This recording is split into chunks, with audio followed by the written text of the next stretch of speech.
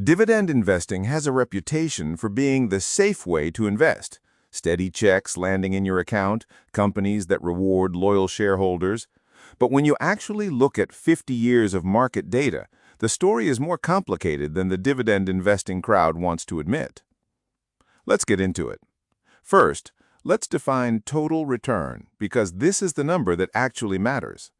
Total return is your price appreciation plus any dividends you received, combined. A stock that pays no dividend but doubles in price has the same total return as a stock that stays flat but pays out 100% of its value in dividends over time.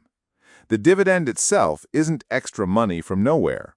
When a company pays a dividend, its stock price typically drops by roughly that same amount on the payment date, because that cash has left the company. Dividends are a distribution of value, not a creation of it. Here's the trap high-yield dividend stocks can set. A stock with an unusually high dividend yield is often signaling risk, not safety.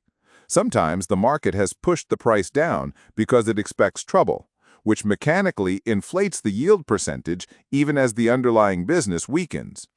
Chasing yield without checking whether the dividend is sustainable is one of the most common mistakes new dividend investors make. Now, taxes. This is where it gets genuinely important for after-tax total return. Dividends from stocks held in a regular taxable brokerage account are generally taxed in the year you receive them, whether you reinvest them or not. Growth stocks that don't pay dividends let your gains compound completely untouched by taxes until you actually sell, which for a long-term holder could be decades away. That tax deferral is a real, measurable advantage for growth-oriented investing in taxable accounts. Dividend investing effectively forces you to pay tax annually on income you might not have wanted to receive yet. So why does dividend investing feel so appealing? And is there any case for it? Yes, dividends provide real cash flow without having to sell shares, which matters enormously for retirees who need predictable income and don't want to worry about selling into a down market. There's also a psychological benefit. Receiving a visible cash payment can help some investors stay invested through volatility rather than panic selling. Both of those are legitimate reasons, but neither means dividend stocks outperform growth stocks. They're a different tool for a different goal.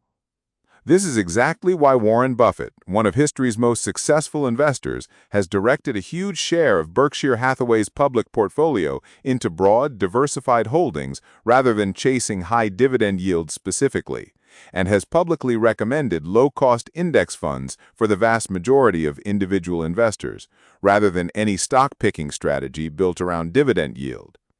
So what should you actually do with this information? If you're decades from retirement and investing in a tax-advantaged account like a 401k or Roth IRA, the tax deferral advantage of growth investing mostly disappears, since those accounts already shelter you from annual taxes. In that context, total return is really all that matters, dividend or not. If you're investing in a taxable brokerage account and you're still in your accumulation years, tilting toward growth and broad index funds tends to be more tax efficient.